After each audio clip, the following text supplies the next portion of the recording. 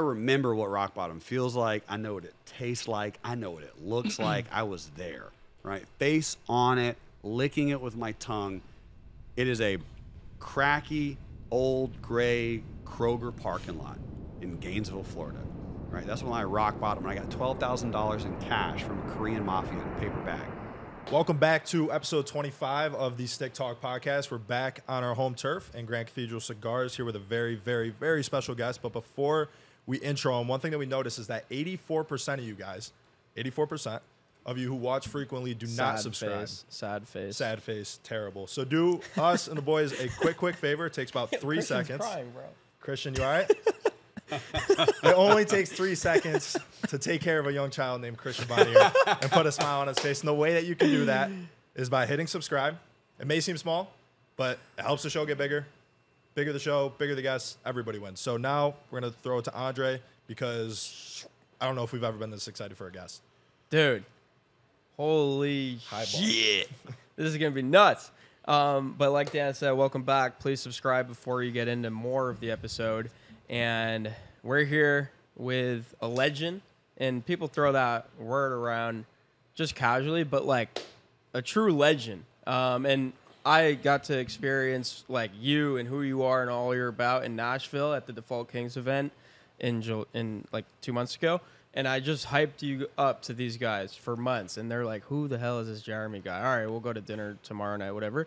And like Dan sent me the text last night, not to expose Dan, but he's like, dude, like my wheels are turning. I don't think I'm going to be able to go to bed tonight. And that was after what, like 3 hours of conversation. So we are here with a legend. I don't even know how to introduce you because I feel like it'd take the entire 2 hours we have planned. Oh, thanks, man. And so let's just dive right into it, bro. Let's go. Well, first off, thanks for being here. Of course. Appreciate My it. pleasure. It's an honor. Thank you for setting all of this up. Thank you for the space, the time, the energy, all very important resources. The California King.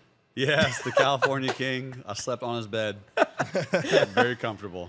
Appreciate you, bro. Lost frame. Yep. Lost frame. But, dude, I just want to get right into it with how you grew up, your childhood. One of the things that stands out the most to me is you grew up in a freaking treehouse.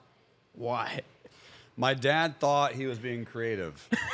That's why. He is a creative man, was a creative man, and he thought it was fun. He's a hippie at heart. He didn't wear deodorant. And By choice? by choice. Just wanted to just be free bird, you know?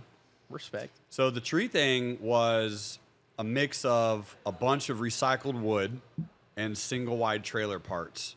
And think about like a very, very redneck, poor Swiss Family Robinson house. Just kind of stitched together. We had catwalks. We had different trees in different compartments. It was kind of very, very fascinating. I had 3 or 4 trees in my living room. This was your primary residence. Primary residence, yes. Was there like a absolutely. bathtub? We did. We had a bathtub on the bottom floor. Yeah. Yeah, so we did have running water. The AC was non-existent, so we just opened the windows. Siblings? We had fans. Yep, I'm the baby of 6. Gotcha. Yeah, so I have 3 older brothers, 2 older sisters. Wow. Yeah. All in the treehouse at the same time. No. Okay. No. So they had actually all kind of gone. I'm pretty young at this age. So my dad got remarried to my mother when he was 40 and some change. Already had 4 kids. So half brothers, half sisters, but same thing. But yeah, so my full sister, me, my mom, my dad, and my mom's mom. That was it, man. That was the clan. Did you feel upset about your situation, or was that all you knew? No, man. I had an amazing childhood, right? We were financially poor, but very happy. Really, really happy. I was free. I could do whatever I wanted 98% of the time. From hey, go this way, because we lived right on a river. So I grew up in a small township called Cleto, which is like 15 minutes past where the cops even went to. They're like, Whatever. no reason to go Those over people there. don't even really matter. It doesn't even matter, exactly. And I live a 5-minute walk from the Ogeechee River in a very, very just, like I said, impoverished place. But everyone's very happy. There was no crime, really. It was just a bunch of poor people that love fishing in the river and playing and having fun. So how did your childhood growing up like that affect your opinion on money today? A million different ways, man, because at the time, money was something that was only for a certain group of people. And I think there's a lot of individuals that probably feel when they are born, they're born into like a class system. So they call it middle class, right? A class system. So you're creating this. Money is forming who you are, your identity, your family's identity, how you're growing up. Everything that you know and believe is going to stem from the class system that you're born into in the U.S. And I was in that lower class. So every single person above me, they stole, they cheated, they didn't know a hard day's work in their life. They were always doing something different than us, and we were the righteous, essentially. That was your perception. That was the perception. And that's a lot of people's perception who are, let's just say, live in the country, right? They call them city slickers, right? So it's like the country people are the ones that have it all figured out. They have everything taken care of. They know the right way, but they just don't have any money. But oftentimes they're quite happy. They just don't have a lot of expansion monetarily. Interesting. So tell me about how, as that young kid, treehouse, dirt floors, the movie Forrest Gump changed your life. Such a great film, man. I It's love still my that favorite movie. It's still my favorite movie. Classic. We had in Statesboro, which is about a 30-minute drive from my house, a video warehouse was the name of it. Blockbuster. Okay. Yeah, it was a Blockbuster spinoff. Yeah. Video warehouse. So we rented films, and my dad was obsessed with renting movies and then copying them with a good old VCR copier. I mean, the very first thing in a movie back then was like, "Don't steal this." It's a $250,000 fine. You guys remember the FBI sign? Yeah. My dad was like, didn't care. Like, come track me Cops down. will come out there. here. Yeah, exactly. I dare you. Right? So he'd copy the film. So I watched the bootleg version on this TV. And the first time I watched it, I was about 6. And so I was sitting here, my oldest brother, Jerry Roger, and my dad. And we're on this big brown couch, kind of similar to this color right here. And we're watching this movie on this small TV and this really janky-ass VCR. And I remember, man, vividly, the very first time when my whole paradigm changed, when I got new information, new words, because your words create the world that you live in. And so when you get new words, you get new beliefs. When you get new beliefs, you get new definitions. When you get new definitions, you get everything. Whew. And I heard for the first time, Forrest Gump said in this movie, Lieutenant Dan invested in some kind of fruit company. It said, we don't have to worry about money no more. And I said, good. One less thing. So I heard him. I had never heard those words. We don't have to worry about money ever again. Paradigm shift. Everything changes. I asked my dad, what's investing? What's the fruit company? So he tells me, to the best of his ability, what's the stock market, how Apple computers are building computers and people are buying Apple computers and they're going to continue to buy Apple computers. They're helpful. They're useful for the world, so on and so forth. But that made logical sense to me, even at the age of 6. More people that buy these computers, the more valuable their stock price is going to be because more people are spending money and the money they have is going to go up in value. So I begged my dad to buy some. What do you think were the replies from him when I said, Dad, let's just go buy some shares of Apple? I don't know how. What else? I don't have money to invest. Okay, I don't have money to invest. What That's else? a dumb idea. It's a dumb idea. The classic one. What do you want me to do? You want to go pick money from my money tree? Right? You want to go outside, just pick money? You heard this one before, maybe at some point. So he came from that immediate, even though he just explained it. He just explained how the stock market works. He didn't have the money, didn't have the time, didn't have the capability, didn't have the knowledge. So I begged him. He eventually caved in and said, listen, if you bring me some money, I'll match it dollar for dollar, and we'll invest in Apple. And as the generation says these days, I said, bet. Say less. Say less. Go, And Dad. just to paint the picture, like, you're still dirt poor at this point. Yeah. Oh, yeah. Like, no money to your name. Did you have a job at this point? Like, if you had experience earning I'm money? 6. He's like 6 years old. Yeah. I'm 6. You're not in the workforce by 6? What are you doing, bro? Slacking. You're not grinding? That's what I'm doing. Yeah, I'm slacking. Us city slickers were in factories. Sweat on my face. Slack City. Yeah, man. And so what was amazing is he was giving me all the reasons why he couldn't. But when you're young, you probably all remember this. It was this zealousness and optimism of a young child where everything is possible. Right? When you're a kid, you can be the best baseball player, the best basketball player. You can win the Super Bowl. You can be president. You can be a firefighter, astronaut, whatever you want. There's no hurdles. There's nothing in your way. And for me, it wasn't about making a bunch of money. What comes after that scene in the film, I didn't realize this until 2 years ago. I had a coaching session with Les Brown, and he helped kind of like unpack my story a little bit. And he told me to go back and really think through why and what pulls me and really why I do what I do. If you remember, what does he do after he talks about making a bunch of money? I honestly forget. It's been a while. So Forrest Gump builds a school, a church, a hospital, and then retires Bubba's mom. So she don't have to work in nobody's kitchen no more. So he retires the mom, builds a school, church, and hospitals, right? He's pouring back into the community in a big way. That was what connected to my soul and spirit, because I saw a man make a bunch of money who was also pretty poor and pretty weird like me. I've always been a little bit strange. So I connected so many dots, and then I just thought to myself, if he can do that, I can do that. I want to do that. So at the age of 6, man, I just went out. I walked down the road trying to think, how can I make money? What can I do? How can I bring my dad money? I started eating some blackberries. Thought to myself, I bet other people would like some blackberries.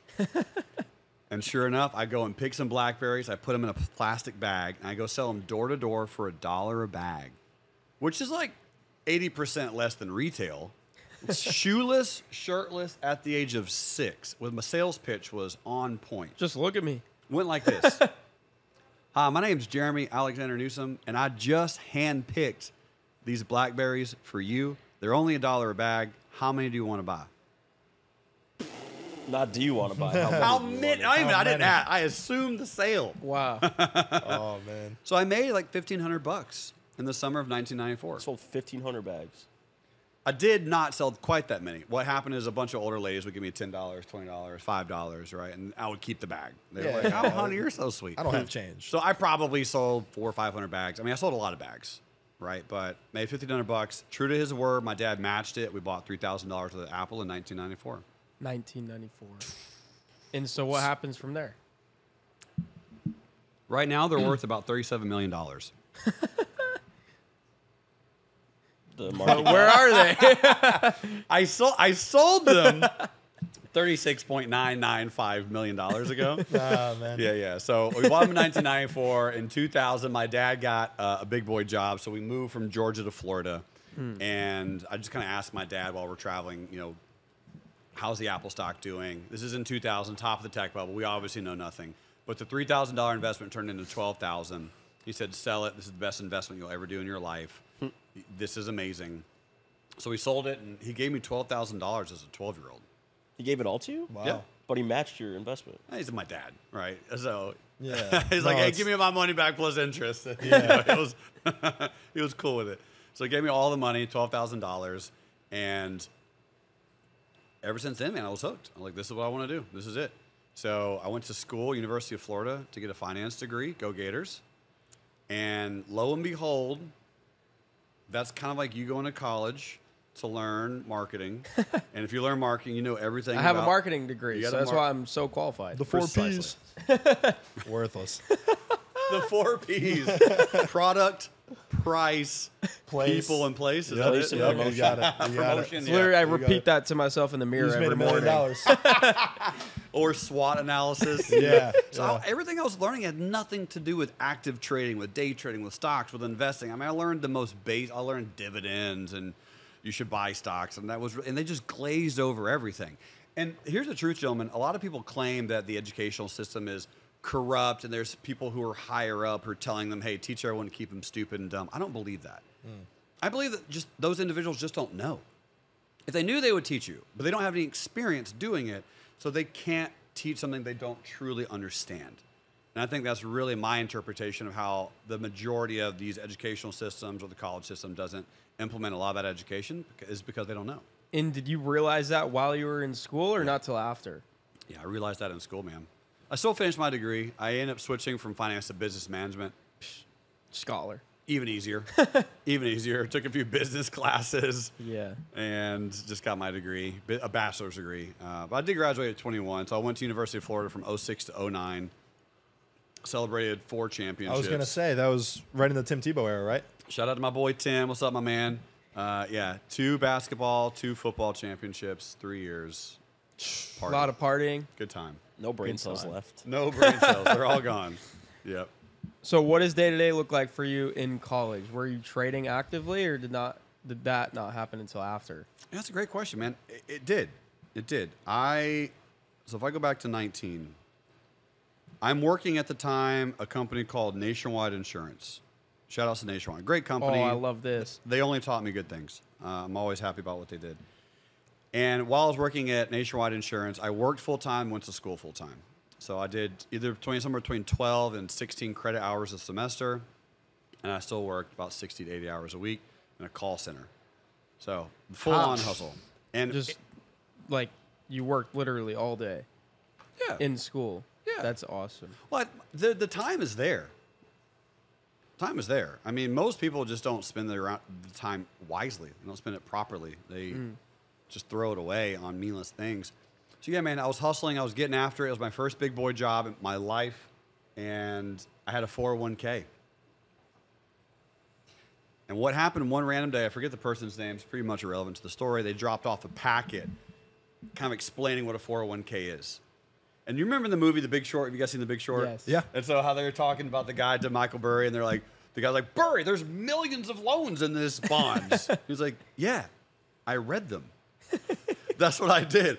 I read the entire 401k documents because I saw that as my like entry point to learn about stocks. Because I could see on there they had stocks and they had charts and they had percentages. I'm like, I need to learn this. So sure enough, I read the whole thing. I learned about self-directed 401ks. I understand about how you can buy, sell. I understand what's invested in the 2040 retirement funds and 2060 retirement funds. And I start going around the entire company. It's a large company. It's a large building. And I start giving people insight and information on what's in their 401k and teach them how to start actively managing it. Wow. Buying and selling positions and target dated funds inside their 401ks. And what ends up happening is a lot of the people around Nationwide, they start making an extra 3-4% a quarter on their money in their 401k. And some of these people had a relatively substantial amount of money at the time. For me, like $60,000, $80,000. They've been there 10, 15 years. And they were extremely ecstatic. So that started the fire for sure. Wow. And you were young at that point, right? Yeah, this is 19. 18, 19. So a lot of guys that are in our space, I hear this all the time, is like the objection of, if you're young in business, will people trust you? And so what would you say to people that have that limiting belief? How do you get someone to trust you if you're young? How do you get someone to trust you if you're young? Show them. Show them evidence. At some point, you're going to have to make an offer that's so compelling, it's so obvious, it's so simple that someone would have to say yes to it. And then once they say yes to it, show up and be there. Great example would be, let's say you're a 16-year-old and you're watching this, and you want to create a $300,000 a year revenue job. I got one for you right now. If you're 16 and watching this, go clean cars mobily. Become a mobile car cleaner. And you're going to go work on really, really nice high-end cars. You're going to do this all over your city. And people like me will pay you to wash and clean and detail my car. And they'll probably pay you somewhere around $100 to $300, give or take the car and give or take how quickly you can do it. Now, if you're 16, you go, listen, I'll clean your car for free. If you hate it, never call me again. If you like it, I would like to earn your business. I would like to come back and be a part of your day-to-day, your week-to-week, your month-to-month interaction. Do we have a deal? What are they going to say? They're going to say yes. Yeah, come over. Okay, so now that they say yes, you get to actually do what? Show up, clean the car. And now, are you going to do a good job or not? It's going to be up to you. But that's how you show trust. That's how you build trust. And once you get the first deal down, once you get the first customer, once you get the first amount of money that is transacted between you and your business, then now you begin to have a reputation. Then you can say, well, I clean Christian's BMW, right? I clean Dan's Toyota Corolla. Come on, bro. Come on. So you can start telling Yours them. is in the shop. You can start giving them evidence, and that evidence stems from truth. And it's very, very easy for people to trust you. Guess what? When you tell the truth. There's something, have you guys ever heard of the imposter syndrome? Yeah. Of course. Yeah. So a lot of my customers at some point in time will struggle with the imposter syndrome. And when I say imposter syndrome, it's because they do not believe they've made it yet. And so they're always back and forth, like, how can I offer this? How can I do this? How can I sell this? How can I create this? Well, maybe it's not an imposter syndrome. Maybe you're just an imposter. Maybe you haven't actually done it yet. Maybe you haven't crystallized a tangible enough thing that you can offer a $10,000 XYZ high ticket package because you've never done anything of that value before. So it's okay. Offer a $500 thing. Can you be in that? Are you comfortable with that? What will be the difference between a $100 car detailing job for my 16-year-old watching this or a $500 car detailing job? In your opinion, what will be the difference? The guy selling it for 500 has done it before. All right, what else? The guys that he's selling it to? Okay. Intricacies, yeah, what else? The confidence you have to command a $500 fee. That's a big one. Now, what did Gary V tell you? Just 3 or 4 days ago, you held the camera, asked him a question about your company. He said, Provide give more more. than you take. So, the person who offers a $500 detailing job, if they begin to offer extra things, clean your rims, I'll vacuum out your garage, I'll sort different things, and they do it without charging for it. They do it without asking. They just do it anyway.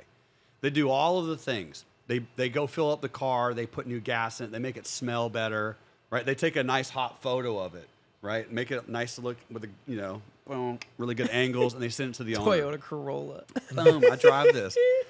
They send that out. They think about how can I provide extra value without even being asked.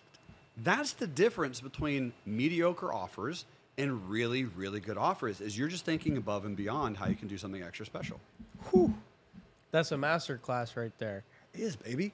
It's a master class is how can you provide more value? And so at what point do you bridge that gap and start increasing your prices because of the extra value you're adding? That's a great question, but you can do it immediately. You can do it as soon as you want. The name of the book is called Think and Grow Rich. So sit down and think, how can you add more value to your customer? And at what stage? And how specifically could you do that? How could you do that? How can you do that? This is what you're looking for? Yes, sir. Sweet. Yeah, how can you? What does it look like? Let's do an example. You mentioned that you know someone who's a voice actor in your business. Yep. Right? He runs a voice acting funnel. So imagine if I own, which I do not, but if I own a voice acting company, I would sit down for hours a day, 1 to 2 hours a day, nothing weird, and just deliberate on how could I add so much more value to my customer. And imagine if I said, listen, if you complete this course, I have a connection to get you at the Grand Ole Opry in Nashville. And if you complete the course, I get you connected, you go on stage at the Grand Ole Opry, and you sing your heart out in front of thousands of people. Would that be extra value? Of course. Of course. And if you can offer that, you could offer that from day one if you actually have that connection. And that immediately is going to create a higher, more compelling offer. That's so good. Yeah. So I have an interesting perspective I want to get your take on. Say 10 people offer the same exact service. The value that everyone provides is dead equal. There's no, in an imaginary world, there's no adding extra value. Everyone's on the same playing field. How could you be the type of person that, even though the value you provide is the exact same, attracts people to you instead of 9 other people? Extreme specificity. What that means is, I'll use a pretty specific answer. Let's say the value, I'll just go back to mobile car cleaning for a moment. Mobile car cleaning, everyone's doing it. Everyone's offering the exact same service. Everyone's offering the exact same value. And there's no way that you can really get your barrier of price up because it's so saturated. Gas stations is a great example of this, right? Gas stations, gas is gas. It's pretty much hard to get. You can't charge $1 above because no one's going to go to you for gas. But what if you have extremely clean bathrooms? So in the mobile car cleaning industry, it would be, I don't clean your car unless you think LeBron James is the GOAT. Now we're talking. Right? If you're a Hired. Jordan Now we're fan, talking. I don't clean your car. I love that. Now, what's going to happen? What So- would happen in that situation? Christian's not getting his you're- car cleaned. You're creating a niche for people to come to you. Correct. You're calling out an ICP that would not otherwise come to you. Bingo. And now your specificity is so tiny that now it's a massive, compelling distinction, and you can only work with that target audience. I have a connection that I used to work with a long time ago back at Nationwide Insurance, and he's a huge soccer fan, and he's a Messi or Ronaldo. no. It's not Admiral. What's the name of the company? The general? The football team. It's a football team. Arsenal? Command? Arsenal. Thank you. Oh. I was just blanking for a second. He's a Football, we're huge in America, Arsenal sir. fan. Huge. And I said, man, what if you, this is like 10 years ago. I'm a Manchester City fan, by the way. Okay. So what if you create a blog, podcast, article, video series? All you did was talk about Arsenal. That was all you did. He'd would be the attract some happiest man Arsenal alive. fans. I mean, he'd be the happiest man alive, but how easy would it be for him to get customers? If you like Arsenal, you listen to this guy. If you don't, you don't. Simple as that. Yep. Now, he never did it. Doesn't matter. But that will be the answer to your question. You get so drilled in that Like, you we don't have the worry best about everyone coffee. else. What's that? Like, if you're a gas station, we have the best coffee on the block. That kind of thing. We have the best coffee. We have the best deals on Snicker bars. We have the cleanest bathrooms. Only come here if you're a Republican, right? Only come to this gas station if you have a concealed carry permit, right? But what about on the... Yeah, there's this grocery great- store down in Naples. See the table? It's absurd. It's just like all Republican everything. Joe Biden's face is in the Yeah, like in the urinal, you're pissing on Joe Biden in a Truly clown one of like the outfit. most interesting branding examples I've ever seen. How are they doing, in your opinion? Dude? Oh my Crushing goodness, unbelievable. There you go. crushing. And that's why. And so really, it's kind of hard to be a competitive grocery store too, because you got to get them in there. But they don't make a huge margin, but they make a huge margin. They make a small margin on huge volume because people got to have food. So you're going to get a guaranteed buyer. Now, if you can segment your buyers, you know exactly who they are, you can dominate. So a lot... I guess the reason I asked the question is great because...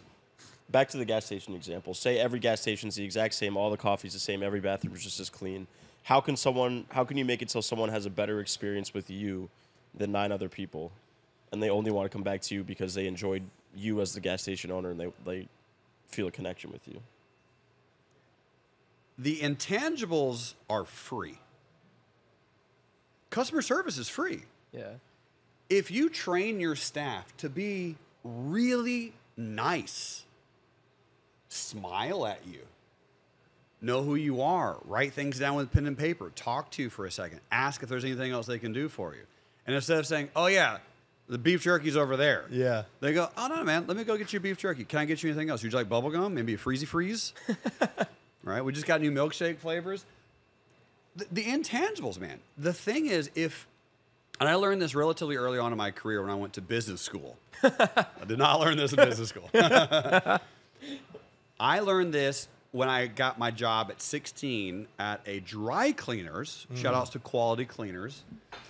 And at this dry cleaners, I did one thing really, really, really well. I memorized everyone's name and their face. So I could, there's a big glass. Most all cleaners are glass face, right? You probably noticed this. I don't know why. But they're all glass. And so I could see when a customer parked in the parking lot and they started walking up to the store, I would have their order already hung out for them, their ticket ready to go. All they had to do was swipe their card. So it was faster for them. Oh yeah. That's how I got my job at Nationwide, is because everyone who went to this cleaners was across the street from Nationwide. They would come here to get the things, and I would memorize everyone's name. I had impeccable customer service. And when I went to get hired at Nationwide, and they said, fill out if you have any employees who referred you, I had 27 employee referrals. They didn't even know who to give my employee credit referral bonus to. They didn't know, so they didn't give it to anybody. So that's an example, man. It's like just train your staff, work with your people through leadership, show individuals how you can be extremely nice. Like the gentleman here at the counter who we're working with today, talking about pizza, kind, giving us a backstory, just feeling us. He's just a great, gregarious gentleman, right? Yeah. Really kind, smiling, happy, talking to us like he knows us. Just be nice to individuals and you will get more customers and they'll stay with you longer. Yeah, the best example in a commoditized space is fast food restaurants, like all of them versus Chick-fil-A. My pleasure, my pleasure. You go to McDonald's, you're like, I'd like a McChicken. They're like, yeah, I Fuck bet you you. would. It's broke. I bet you And the would. fucking Can I get an ice cream? Machine's broke. I was Machine's like, broke. there's no way you could have even. One time I went to the drive-thru, they're like, we're closed. I'm like, it says right there, you're open till 2 a.m. It's 1. He's like, we're closed. Fuck you. Yeah, but if everybody does it in the workforce, you're going to see compound interest on it. That's the best thing. Correct. But, Because then robots won't take your job as easily. yeah. Because robots are coming. Automation is coming, processes are coming, but you cannot roboticize the human experience. So any company, any organization right now that is focusing on the customer human experience will do better than anyone who do not focus on that. That's a tweet. I'm going to draft that. Dude is spitting. Draft it. Dude is spitting. One thing you've been sharing with us quite a bit is this perspective you have on when you're in your 20s to 30s, what you do differently from when you're in your 30s plus. And I don't want to botch the quote, but it's something of like, concentrate to get rich and then diversify to get wealthy. Can you explain that a little bit? That is actually pretty much the quote. Oh, sweet. I'm done. Thanks. Next. I think, next question. The decades, I think, are broken down like this. Hustle in your 20s, scale in your 30s, coast in your 40s. But most specifically, And you are 35. 35. Yeah, 35. So I'm right in the middle. This is not even fair, dude. So I'm still scaling right now. I'm still in the scaling mode. But I hustled, right? I hustled my 20s. My 20s sucked big time. Like, man, there was so much pain, so much agony, so much torture and misery and just pain, frustration, struggle, and heartache. But all that aside, concentrate to get rich. What that means is you have to pick something so narrow, so focused, and so specific that you attack it like a rabid animal. This is what you focus on purely in your 20s. And then once you master it in your 20s, you can then start scaling into other things and creating other things and building other things. If, as an example, you only focus on growing your Twitter audience and monetizing Twitter or YouTube or TikTok or whatever the case may be, if that's all you focus on, you didn't do anything else, you would probably become Mr. Beast. That's what he did. Yeah. Mr. Beast said, I'm going to figure out, and by the way, shout out to you, Jimmy, I'm going to figure out YouTube. That's all he did, dude. He figured it He out. studied YouTube 10 hours a day. The algorithm. He comes up with 40 to 60 thumbnails. And then once the thumbnail is made, he'll make a video. What? Most people make the video and then they make the thumbnail. He said people only see the thumbnail, then they click. Wow. Whoa. Yeah, facts. there you go. Enjoy You know that. Mr. Beast? I cannot confirm or deny. No, I haven't met Jimmy yet. Dude, I'm interested in your example specifically too with stocks, because one of the things that really caught my attention was like this back trading idea, and just like the extent, like you said, like a rabid animal, like the extent you have to go to just dive so deep into a niche like that is, I feel like you got to give these guys the perspective of what does that actually look like, or what did it look like for you? Sure. Keep in mind, there's a time and a place, and it's more difficult when you are in your 40s and you're just now starting the grind, but it's still there for you. And what you have when you're 40, what we might not have in our 20s is money. Because then you can spend money to optimize your time and efficiently speed your earning and learning. But when you're younger, you might not have access to as much money as you have when you're 40. This just makes sense. Yep. So when you're in your 20s, what I did was I purchased a program called Trade Navigator. I don't know if they're still around, but if they are, you're welcome. Trade Navigator at the time, and so again, this is 15, 14 years ago, you could download a data set of any company, of any index, I mean, anything from Lehman Brothers to Caterpillar to U.S. Steel. And you could go back to inception, when it started, and you could go day by day to see how the price of that particular asset moved over time. And what I did This was is so cool. 7 hours a day while everyone else was sleeping and partying. And I partied, to be clear. But while everyone else was sleeping and partying, I back traded the Dow Jones from inception. 7 hours a day, every day, my birthday, your birthday, Jesus' birthday. I back traded and I looked at the Dow Jones and the price action and the biggest companies in the world at the time, and I just learned their patterns. And what you'll start to see is patterns start repeating each other over and over and over and over and over and over and over. So, man, I back traded World War I, World War II, the Cold War, the Great Depression, Vietnam. Like, I'm going through all this time in history, and I'm seeing how price responds to huge macro world events, and I'm learning it in my mind, and other people aren't doing it. So I have now looked at the capability of I can visually see a chart, an image, and I have 400,000 chart images in my head that I can now kind of compile and verify and identify what is likely going to happen on this particular pattern. And I'm pretty right pretty frequently. I've never heard of that until you mentioned it, and I was like, that's the coolest thing ever.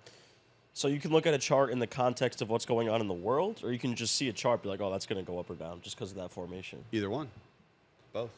And what's cool is you can do this on any time frame. So right now I use a company called TradingView, which is pretty familiar and pretty popular.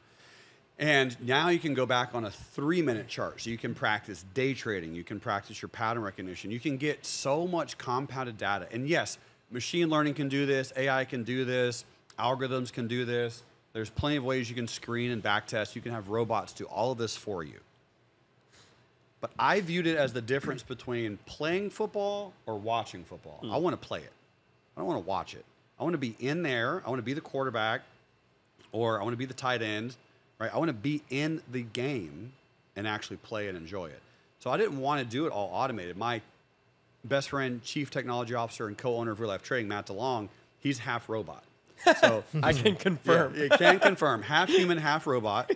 And that's what he specializes in. He specializes in the automation, the robotic sequencing, the automation of testing strategies back and forth and just tweaking and analyzing. And I do it manually. Yes, it takes longer, but I also taught him how to trade. So you have the two distinctions of I love to learn just the physical components of it because it's exciting to me. Yeah, I thought that was one of the coolest things. Where I want to kind of pivot it from here is this has been obviously a very positive conversation so far, but I feel like the reality of it is in your 20s, there's a lot of pain and failure, like you kind of started to reference. And one of the pivotal moments, from what I understand, was you lost, what was it, $1.2 million of your dad's money? And so tell us about that. It was your dad's life savings, correct? It was my dad's money and about a few of his doctor buddies as well. So he was a pharmaceutical salesman. When we moved from Georgia to Florida, he worked at a pharmaceutical company, had a few friends. And this is when I was 20, so yeah, 15 years ago. And what's happening at this stage of my life is I'm trading through my 401k, right? I'm making money. I'm doing pretty good. I'm making about 30% a month. Whoa. Right? Pretty good. Pretty good. Trading high-flying, lower-price stocks. To be clear, I'm not smart. I went to Google and typed in which silver stocks to buy. And whatever came up, I just traded those. And I took all of my money that was in the 401k and just bought the asset. That was it. And then just placed a limit to sell it 30% higher. That's all I did. Is this in obviously a bull market? Obviously. So you're like all the 2021 You're like, I'm a gurus. genius. You're like the 2021 gurus on Twitter that are like, I can't miss a trade. It's like a fucking monkey couldn't miss a trade right now. Like Correct. everything's going on. I was the monkey. So I'm trading it. It's happening. I'm making money. All things are good. And then I tell my dad, like, listen, Dad, I'm going to school. I'm getting a finance degree, right? I'm your baby boy. Like, listen to me. I know what I'm doing. So he said, show me some results. So I pull out my account. I took it from 9,000 to 30,000. He's like, wow, it's pretty amazing results. He's like, okay, let me give you my login. So he just gave me his login and password to Charles Schwab. It was $103,516. That was it. That was his full-on, like he had just retired or getting close to retirement, and I was able to use that money to trade with. Now, I took that 100,000 and some change, took it to 130 within like 2 months. 30% return. He never seen returns like that in his life. He calls some friends.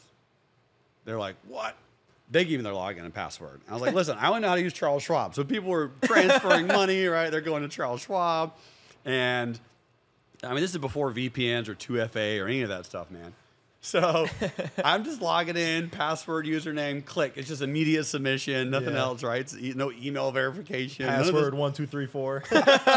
You probably saw some ridiculous ones. Hilarious. My favorite son. Password. Password. That's my favorite. Password is incorrect. Like people type in incorrect as a password. Just ridiculous things. So I'm logging in. And yeah, I have a few people that I'm just trading their capital. And the total of that time was about 400,000. And in the bull run of silver of 2010, I'm over there making $100,000 a quarter. And very quickly, and I start to learn margin. So then I start to scale a little bit. Get riskier. Get a little bit riskier. And now I take 400,000 into 1.2 million. And to be clear, your strategy is literally sell this 30% higher and let it go. Yeah, more or less. So I am implementing a strategy called covered calls at the time. So covered calls is you buy the stock and you rent your stock out at a higher price. And if the price of the stock goes to where you rent your contract at, you sell your stock there and you get paid to do it up front. It's an incredible strategy. So I'm just sitting there doing covered calls, and yeah, a month, 2 or 3 months, I'm getting called away. I'm making 30%, and that's that. And I start doing that on margin and then just really, really amplify the stock. So then the bubble, I actually currently, you'd be proud to know this, I own the unofficial Guinness World Record of buying silver at its highest price ever. Jealous. And I do it with other people's money on margin. And I do it with something called call options. So call options expire worthless if the stock price doesn't go higher. Well, not only did I buy call options, I bought weekly call options. So they didn't expire like 2 months from now. They expired a week from now. Tell me, tell did. me you leveraged the whole 1 million on a call. Yeah. Holy. Yeah, that's exactly what I'm telling you. Now, to be fair, this process of making money from 4 to 1.2, I was able to pull out some of my money for my dad. Some of the other doctors didn't pull out any money, but my dad and I pulled out about $80,000 over time. I wasn't a complete moron. Bought a house, sent him to Puerto Rico, sent him to Turkey, sent him to Spain, bought him a new camera, you know. So, I mean, I spent some of the money responsibly, but essentially the rest just got thrown away within the course of a few weeks. That was my 21st birthday. Is when everything just goes, and that's when I'm like, all right, fine, well, at least I can drink, and that's kind of like my alcoholism started, is because So now you were drinking those $5 pitchers. heavy, yeah, pitchers of beer, Jägermeister, whatever I can get my hands on, and that's when you know you're in your dark place when you're drinking Jägermeister. Yeah. That's when you know problems are brewing. I'll do Jägeritas, right? I'll do Jägermeister, Jaeger bomb. yeah, I'll do Jägermeister, Kraken. And margarita mix, and a little bit of tequila. Fuck, that sounds awful. Don't do it. It's awful. It's very bad. But I just wanted to put myself through pain, really. Yeah. Anyway. So, yeah, man, I lost a bunch of money. And so 21 to 24 sucked pretty heavy. And it was just the experience of everything I could do to learn, study, get a lot of money back. But the one thing I did, and the one thing I want my listeners and your listeners who need to subscribe, by the way, the one thing I want all the listeners to understand is this. You had two choices at that point.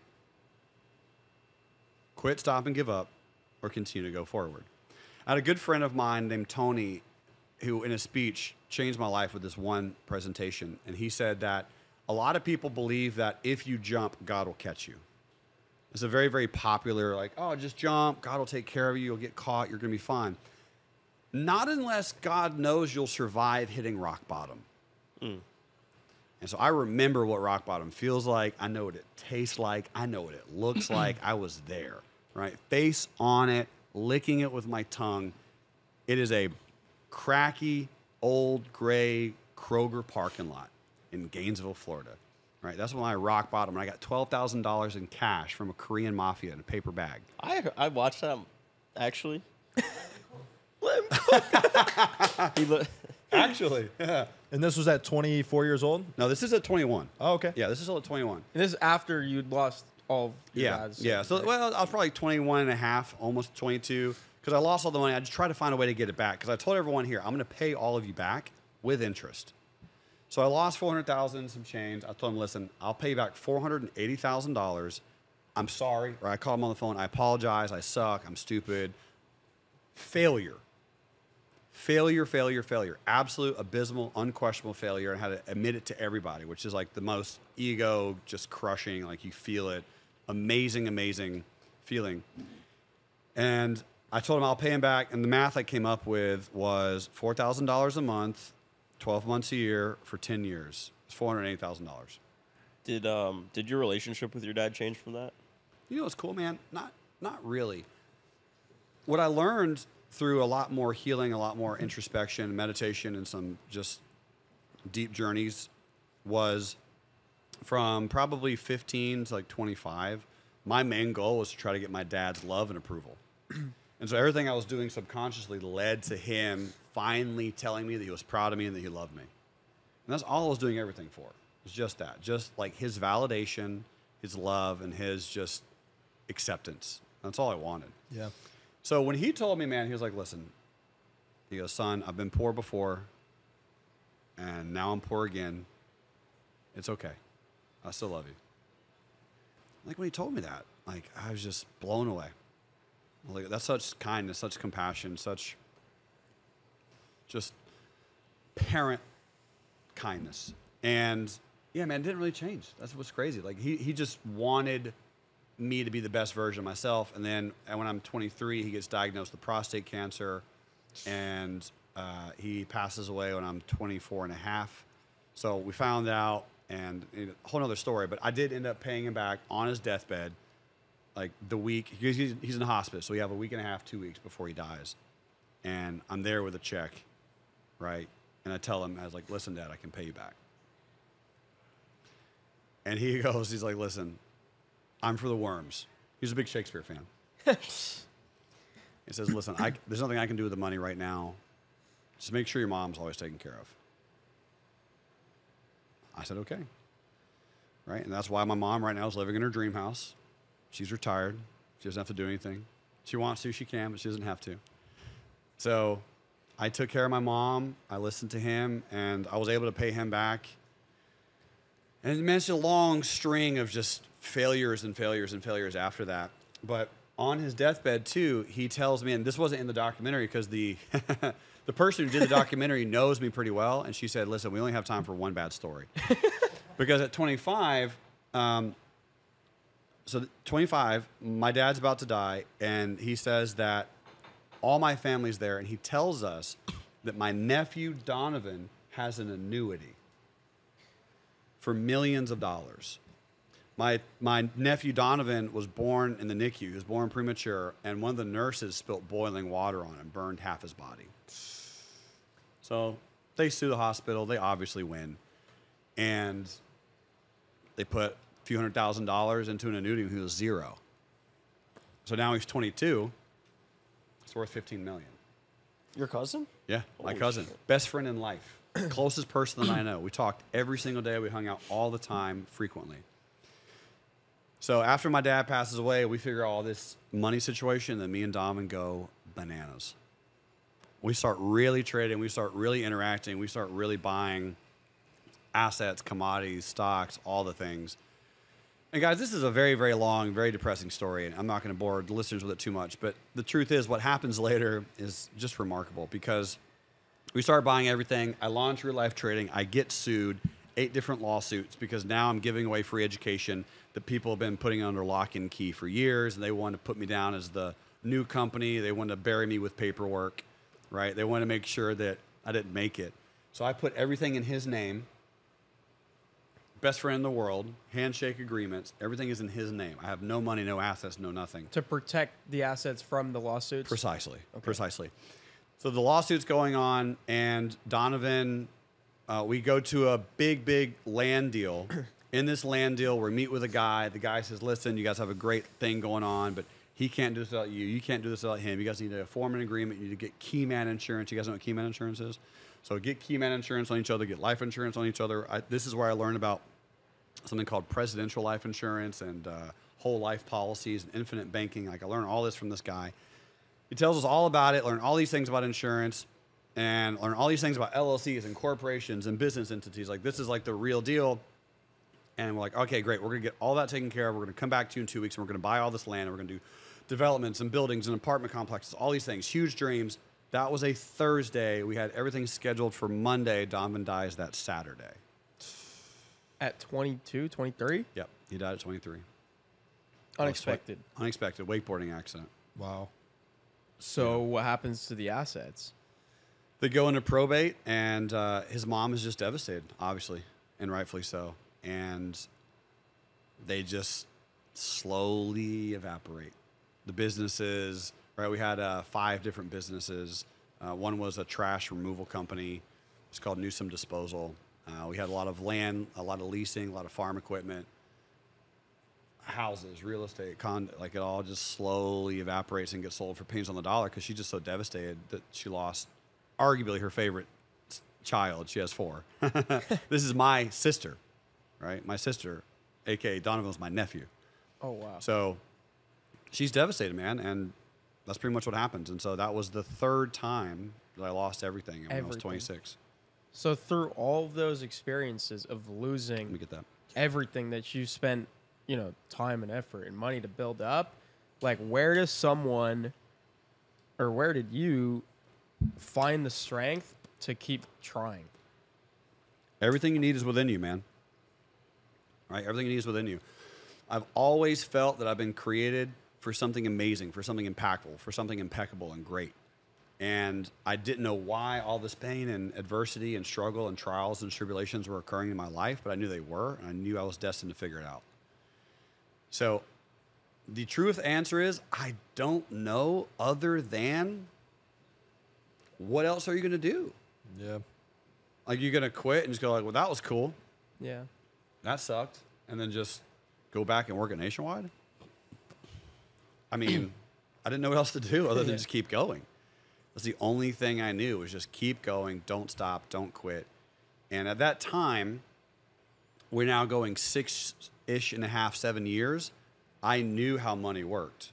I knew how investing worked. I knew how commodities worked. This whole Donovan story is 5 or 6 podcasts long because the amount of things that we did, man, I mean, I was making $250,000 a day. Like, we were doing big money on commodities, like physical, actual, tangible assets. Copper, soybean, cotton, grain sorghum, corn, all kinds of things. And so I knew how money worked. And Napoleon Hill says in a few different books that, and he's asked if he lost everything, how long would it take him to get it back? I love that question. Right? And that was my answer. I was like, all right, well, I guess it's going to take probably a little bit less than it took To get it the first time. To get it the first time. Wow. Yeah. Whew. That's powerful. One of the things I've heard you say as well was one of your missions in life is, after experiencing so much pain and failure, you want to help people in a way so that they don't have to experience pain and failure. Do you still feel like, in a way, like hitting rock bottom, that everyone has to go through their own rock bottom to achieve the next level to where they're going? Yes. Yes. Everyone has to experience rock bottom, and the rock bottom can be an internal journey, right? Similar to what I took you and the guys through when we had our retreat. It's like, it doesn't have to be a financial and monetary thing. It could be it can be a healing experience. It can be a meditation experience. A lot of guys will do, deep plant-based medicines, ayahuascas, heroic doses of mushrooms. You'll find some rock bottoms in that. And I do absolutely think that every single person here watching this, listening to this, should fail so brilliantly and so miserably that you don't know how to eat food. Like, you should get to a point where you try something so large that just everything gets totally taken away from you, because that's how you find out your character. And every extremely successful individual that I've ever known, met, listened to, read books from, talked to, podcast with, they've all had some monumental defeat. Sometimes it's a loss of a family member. Sometimes it's an overcoming addiction. Everyone has a thing. Everyone has a battle, because that battle is the difference between light and dark. And it's the overcoming of that that gives you satisfaction and accomplishment. And everyone absolutely needs to experience it, but it doesn't have to be the exact same way that I did it.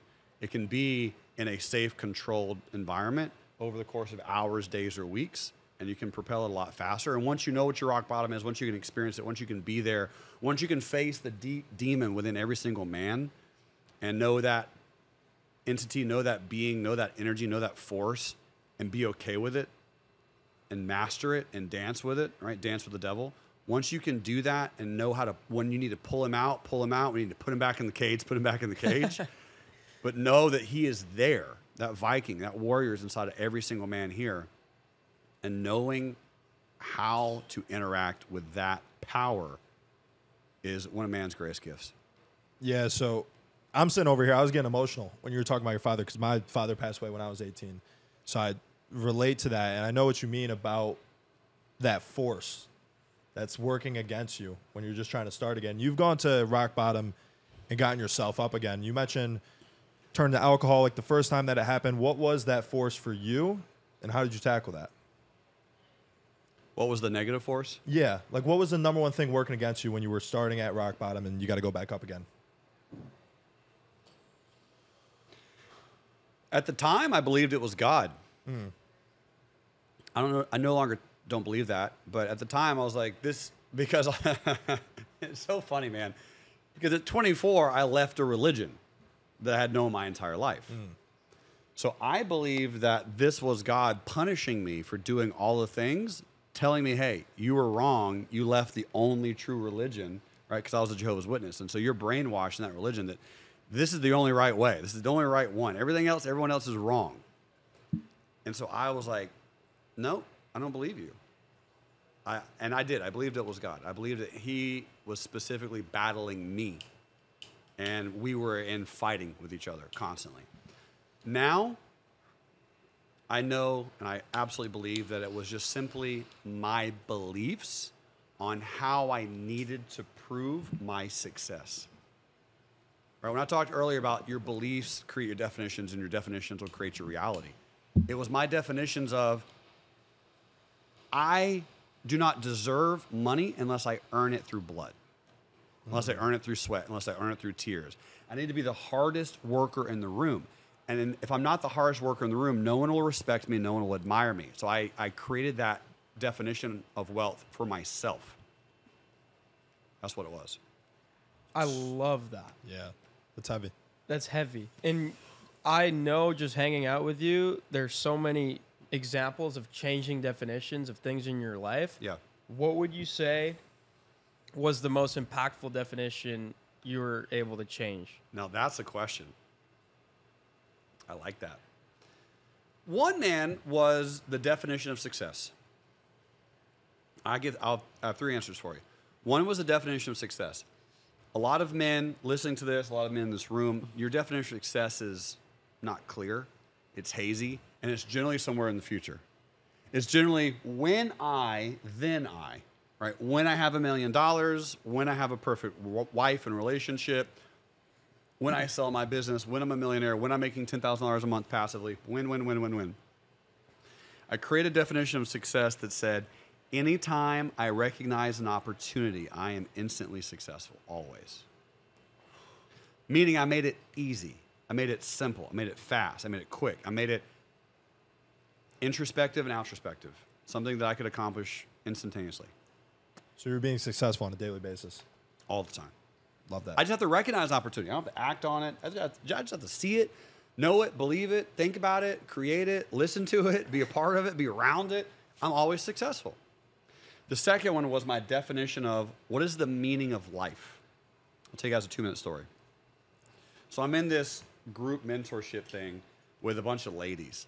And man, it's so frou-frou, guys. Like, it's all woo. There's like butterflies everywhere and like crystals and pink shit, and everyone's happy. And, you know, everybody's chakras on point. Yeah, exactly. They're talking chakras, and it's me and a bunch of women.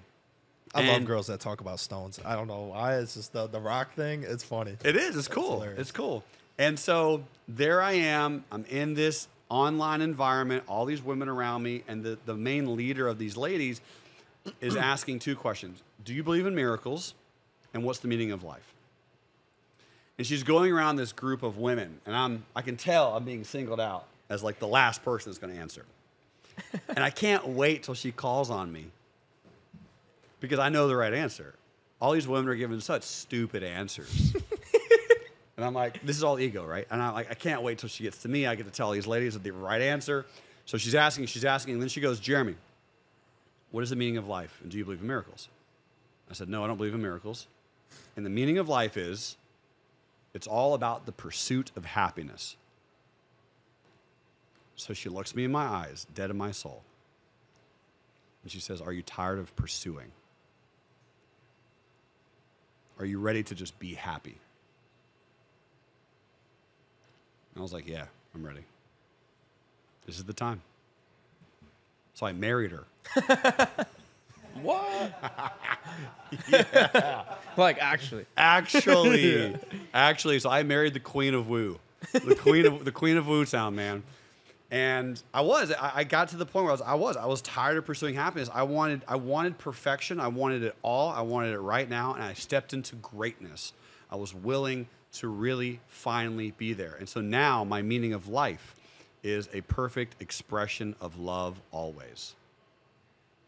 Right? That's the meaning of life for me. And so now it makes it so much more enjoyable, so much more effortless, so much more calm and happy and beautiful. Tying your happiness to just being instead of the future achievement. Tying it to love, tying it to the now. How did you get her number out of that?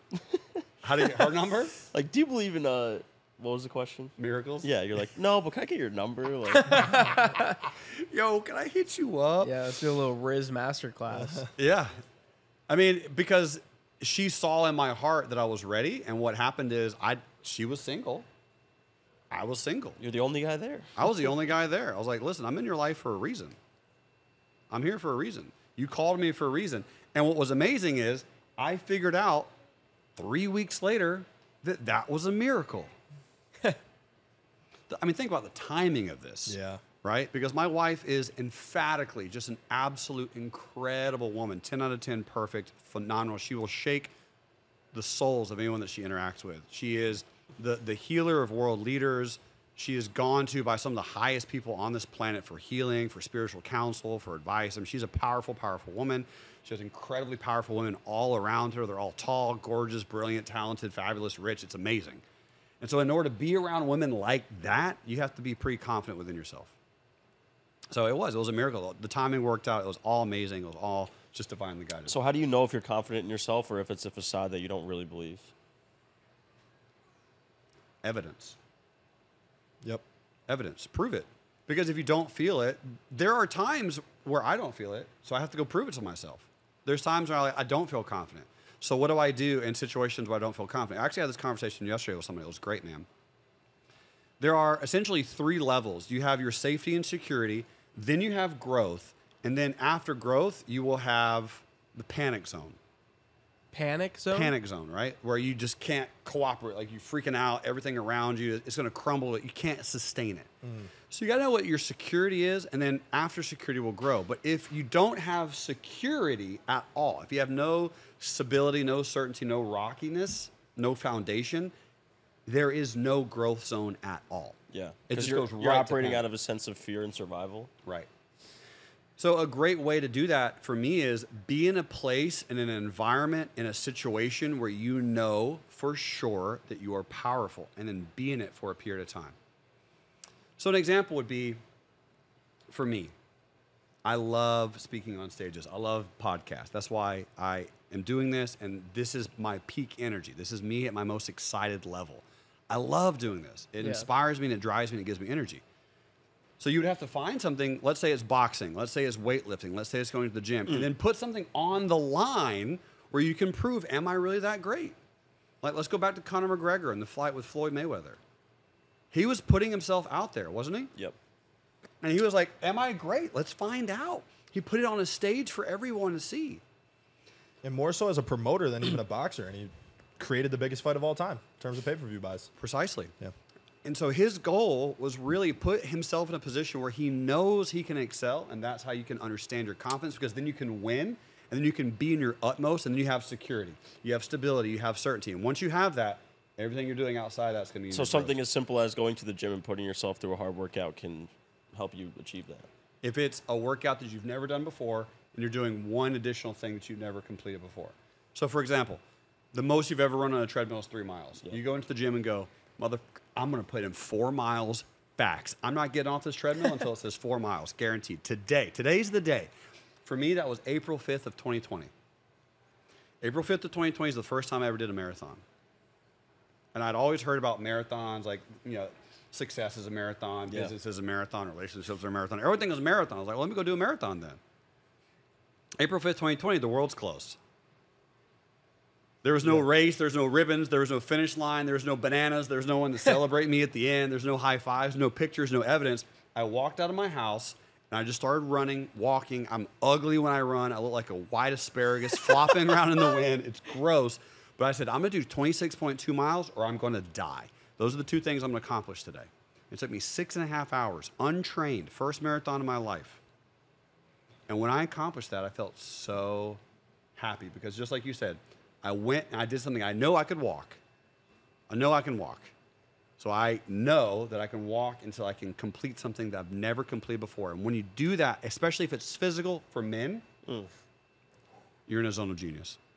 I felt that way in Nashville going up those stairs, 100%. Yeah, because you've never done that. Never. Tell everyone what you're talking about. So the Default Kings had their event at your mansion in Nashville. Funny story behind that. But anyways, they had this event. I got invited out because I'm just a friend of the Default Kings who Joey has been on this podcast and Gabe, his business partner. And so I had no idea what to expect. And basically the entire event was how to level up. And my idea of leveling up is making more money or sending more tweets and just doing things that don't involve physical challenges. Actually, my physical challenge at the time was running 1 mile a day. And I thought, I was like, it's pretty cool, right? Yeah. Running 1 mile a day. And so we get to some park in Nashville, and they're like, I think you told me too, you're like, gentlemen, we're going to do something. You're going to do the hardest thing in your life today, most likely, for a lot of you. And I was like, let's go. Try me, right? Super confident, right? We're all hype. And so there's this stair set in this park in Nashville, and there's 12 of us. And it's a fitness program, mind you. So most of these guys are not in shape, right? So number one. And number two, there's 12 of us. And I think Gabe was just basically like, yep, really simple. You have these stairs. You're going to put every single man here on your back once and carry them up the stairs. And I was like, shit. I think I took you first. I'm like, all right, let's see how this is. I take this guy. You're like, what, 6'6"? Like 6'5", like tall motherfucker. I'm short. And a lot of the guys, like I said, are not, the most fit. And so you put them on your back and walk up those stairs. And that was legit the hardest thing I've ever done in my entire life. Yeah. And I completed it. You did. And it was the most satisfying achievement ever, outside of business, outside of family, outside of anything I've ever done before. That was the most proud I've ever felt. And it's also the closest I've felt to God. And I told Gabe that. You know why? Presence, right? Because if you're creating God's image, what you're doing is in those moments of absolute uncertainty, fear, discomfort, pain, is you have to go really deep within. And you get to find the spirit that God put there. You get to see what it looks like. Yeah, remember what we said? The statement we kept using? Got Jesus in my legs. And that was it. Like, shit like that is what got us through it. It's crazy, dude. Yeah. It's a very, very, very difficult workout. And most men will break down at some point, and they'll find themselves at a rock bottom place when you do very, very hard things. Because one of my beliefs is for men to heal, you need to get broken and get rebuilt. And I'm very good at breaking men. Yeah. Yeah. Physical challenges, hard physical challenges. And that's kind of what inspired us to do the 4x4x48, like 2 weeks after. And so I'm bought in. But you're next level. What are some of your most proud physical accomplishments? The one that was really uniquely challenging was I raised money for charity. I was doing, for every $1 donated, 2 jump ropes. And so I had $7,100 donated one day. So I did 14,200 jump ropes in a day. That doesn't sound like a lot, maybe. No, I jump rope. That's a lot. That's a lot. It's a decent amount of jump ropes. But most importantly, at the end, I had the worst migraine I ever had in my life because my brain was like being juggled all day long. And the last 3,000 jump ropes, I was almost in debilitating pain. And that was so uniquely fun for me. You said fun? Fun. Oh, what an experience. Because every single jump, I was just like, I felt like puking, dying, and I was live streaming it. So it was even better. That one was fun. The 10,000 push-ups in a day is a great accomplishment for me for multiple reasons. But one of them being, I went to a bachelor party, kind of. It was like a pre-wedding bachelor. The girls were over here, the guys were over here. And I'm around murderers. Okay? People that would kill you with a grape, who have kill records. Okay? Green Beret, Navy SEALs. Oh. Yeah. I'm around not some of the criminals, bro. Yeah, not criminals, the best trained tacticians in the U.S. military.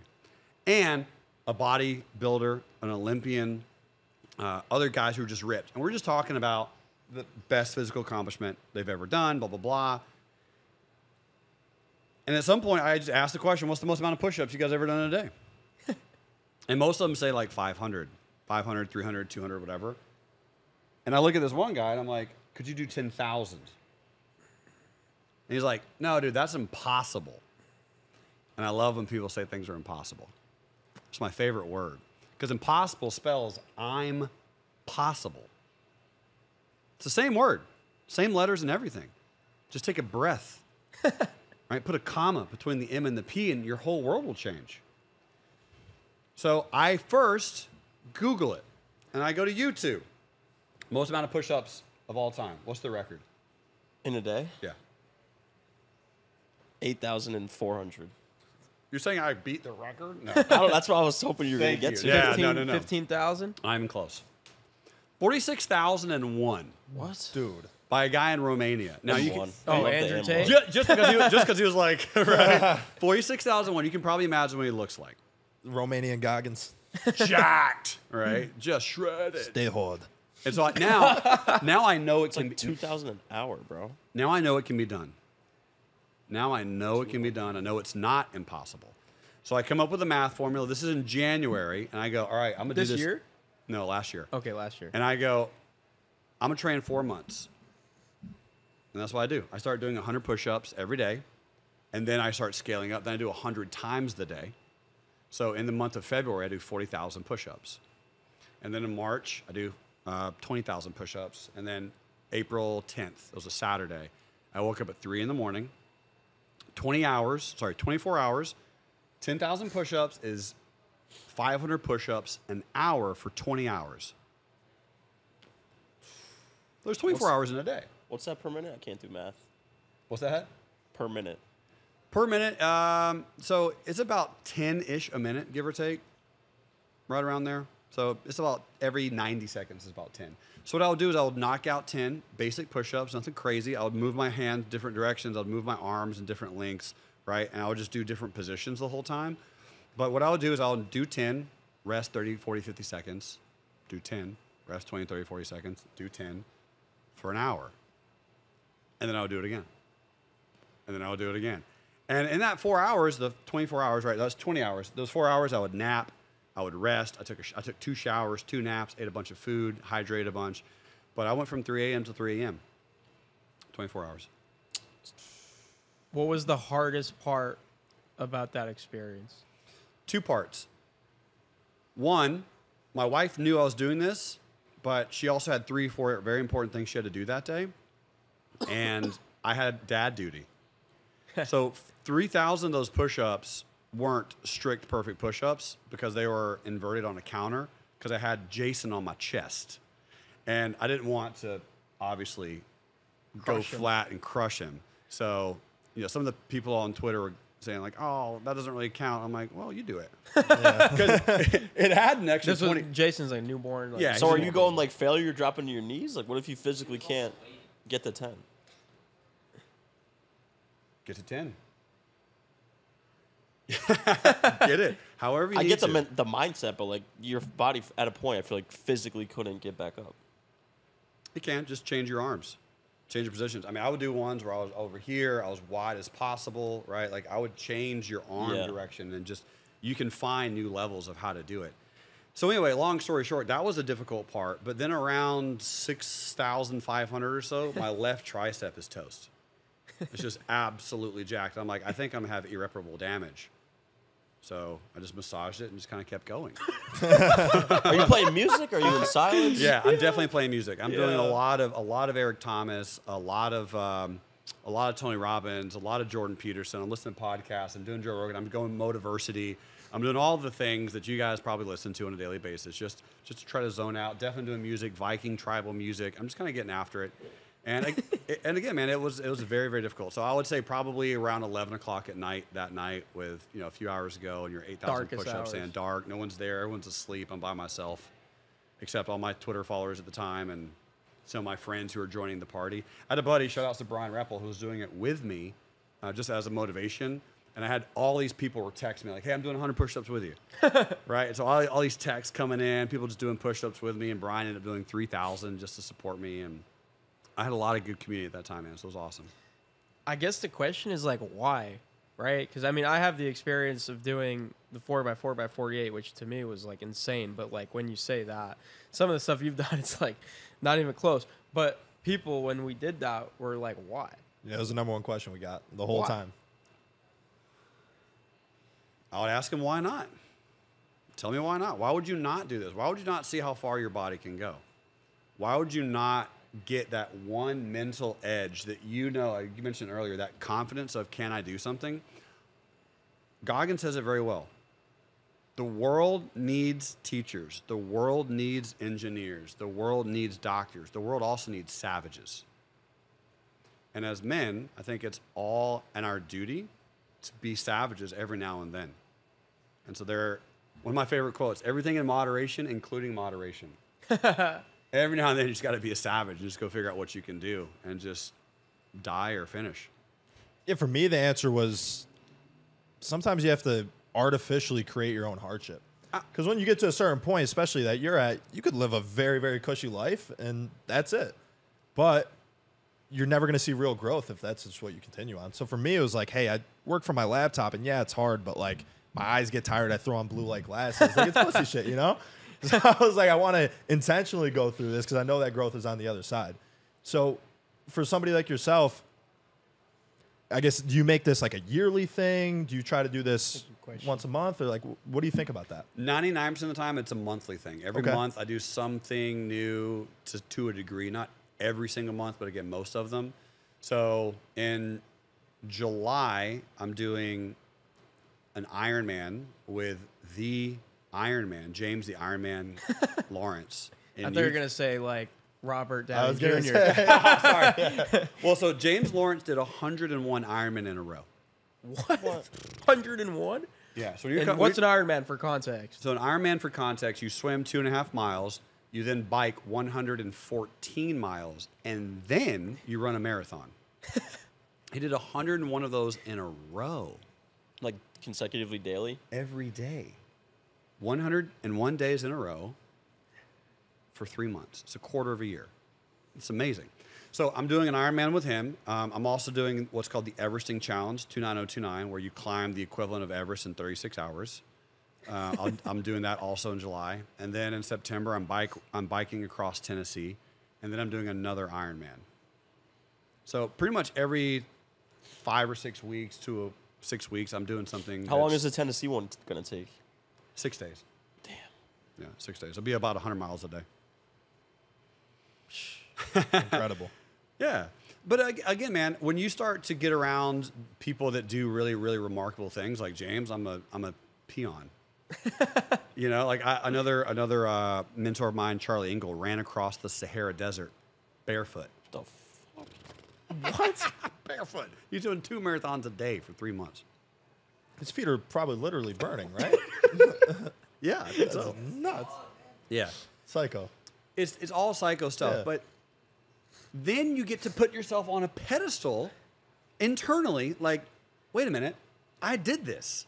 So making this phone call and asking this client for a $100,000 coaching package probably shouldn't be that hard. Yeah.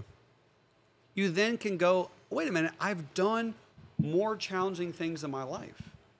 I think I can do this. I believe I can do this. And for me, it's continuously coming up with creative new things. Another mentor friend of mine, Colin O'Brady, just finished a darkness retreat, which terrifies me. Yeah.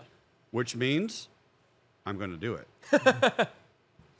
If I haven't done it yet, that means I'm scared of it.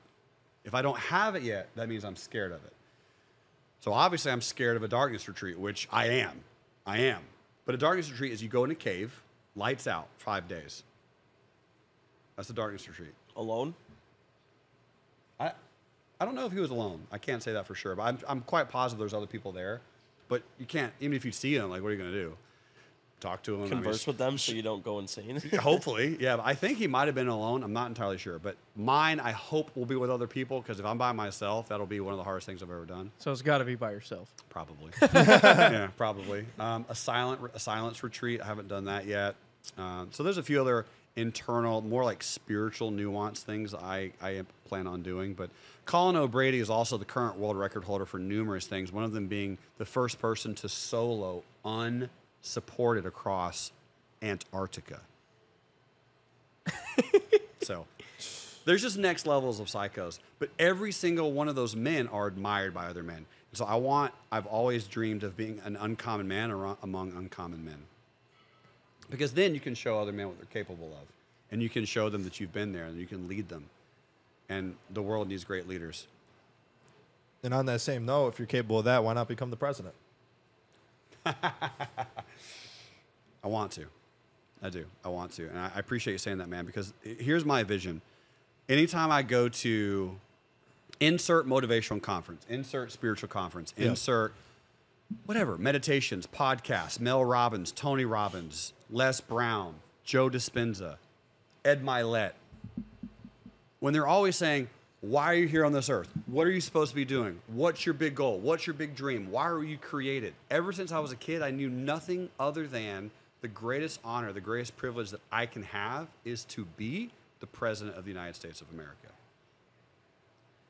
I've never been able to find a greater service for myself and for this country than that. And I wasn't even allowed to think that until I was 25, because in 24, I was in the Witness Organization. They banned all political affiliations of any kind. Couldn't vote, couldn't do anything, even city council, even school president. But I think the country has never had an extremely, extremely sovereign leader who's doing bear crawls out on the White House lawn. Because the president is the chief in command of the military. When's the last time we had a bearded leader who focused on excellence? Did Abe Lincoln have a beard? He did. Yeah, that'd probably be the one. That'd probably be the one. Maybe Ulysses S. Grant, right? But it's been a long, long, long time. And I think a lot of people would say that Abraham Lincoln, top 5 presidents of all time, probably. It's arguable. Yeah. So, in my opinion, man, it's like, why else? Who else would do that? I don't know. But I want to surround myself with incredible men and incredible women, and I know that I'm created for something, and I don't know what else other than that. And that's like a legit thing, right? Like you fully set and intend to run for president. Yes. It's pretty cool. We're interviewing the president. We're going to bring this one up. Yeah. Inauguration day, we're like, yo, check out this podcast. We called it. Yeah. Are there betting odds on that? Like, you should probably play some. Yeah. You should probably play some, because I will run and I will win at some point in my life. Not if Christian bets on you. Yeah. You just can't hit a bet. That's not a slight to you. Cap. Brooks Koepka, shout out. That's awesome, man. So why should someone vote for you for president? Or why should someone be excited to have you in office? My beliefs are that the majority of the problems of America stem from lack of proper education and focus. And most of the presidents, their main concerns are healthcare, military, taxes, business, and peddling to the minorities, the small minorities, the 0.001% of the U.S. population, because we don't want to offend anybody. My focus is going to be education. Education will fix the vast majority of the problems that we have. Childhood obesity, the healthcare system.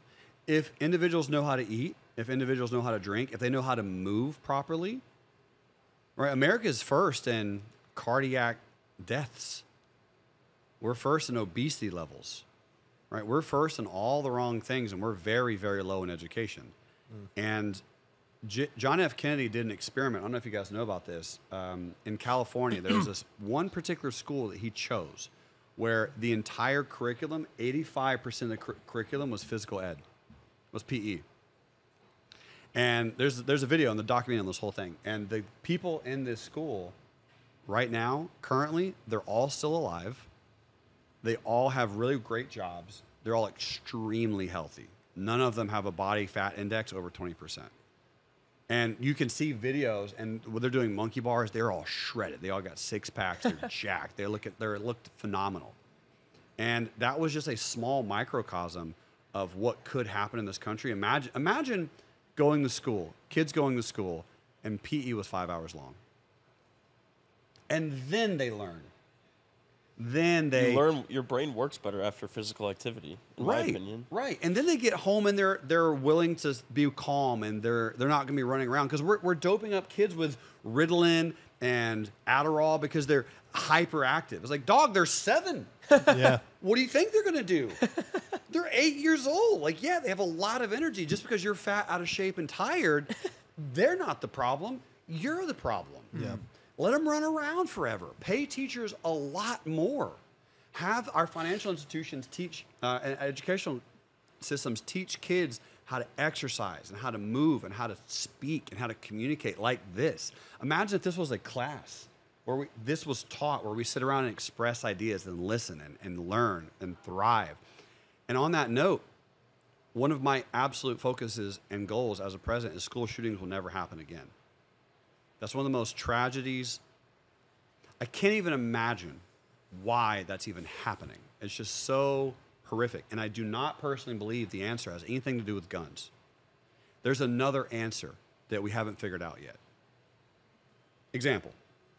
What if we spent, as a country, $10 billion, where we have a contracting defense company go around and protect all of our schools with bulletproof glass with some type of armored institution button that you click, boom, everything is immediately locked down and totally safe and totally protected. They'll just start shooting other places up. It's not going to stop it. But it won't be schools. Right. I mean, when's the last time a police station got attacked, Christian?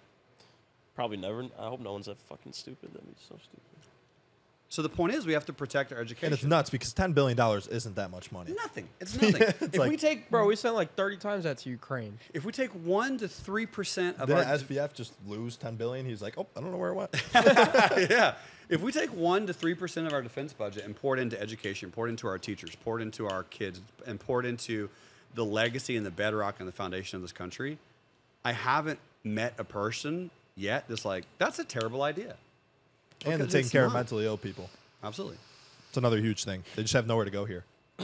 I feel like I'm not educated on presidential history at all, but I feel like you give off like JFK vibes. We're going against the grain. What do you think of the whole assassination with JFK? Do you think that was set up? I mean, it had to be set up because it happened. But to what extent and to what degree, I'm not an extreme. I don't have an extreme opinion that's massively different than what everyone else believes. He obviously died. He obviously got killed. How, why, who, all the interconnectings, I'm not entirely sure of. But I can say this. If someone's great, the enemy's going to want to oppose their greatness because he knew that education was a massive change. Yeah. And when you say go against the grain, shout out to Marianne Williamson. She's running as president. I do not believe she's going to win because, number one, she's too smart. And number two, she's trying to change everything. Everything is wrong. Everything is broken. Big pharma, everyone's corrupt. All the governments, all the corporations, everyone. It's like, no, you can't go in there and change everything immediately all the time instantaneously. The president doesn't have that kind of power. The president just needs to be a speaker who's articulate, who's average, who's a leader, and who can pour into the men of this nation. If you heal the men of this nation, you heal the nation. But they don't want the men to be healed. Current people don't, but there's a lot of people that do. And the patriots of this nation, the people that are, people who love this country, it doesn't have to be right or left. It doesn't have to be conservative or liberal. It just needs to be the people need to love this nation, and it doesn't need to be a negative thing, right? Patriotism is so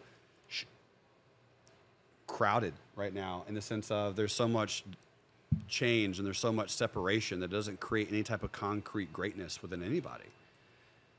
So for me, my focus is just going to be education. I'll have 2 or 3 other things I think could be quite unique and there can be some changes there. And my hope is to have a podcast in the future called Solving America's Problems, where I get smart think tanks and leaders who can create change with just really, really articulately spelled out, like Jordan Peterson, and get some great, great guests who can really create sustainable change. Because other countries have figured it out, we can figure it out. We're just the one right now that's in the spotlight. We're obviously the most powerful nation in the world, but we're also one of the youngest nations in the world. And right now we're going through the teenage phase. So as we grow up into maturity and as we grow, I think we can make this a viable opportunity for huge, huge expansion. It's cool to think about it that way because if you say America's in its teenage years, about to get into its 20s, which is when you would run, you go all in, you concentrate on education You solve that, and then you could diversify later. It still follows your playbook. But with a country, and we had this conversation in the car on Sunday of like running the country would be pretty similar, I'd imagine, to running a business. Absolutely. And that's why people loved Trump. That's why people loved Romney to a degree. When you have a business leader who goes in and wants to create business, not a career politician, I don't think career politicians should be president. They don't know the country. They know politics. Political position should be after you've made it. Now you can be in politics. Yep. You've served your country doing military. You've served your country as a plumber, an electrician, a teacher.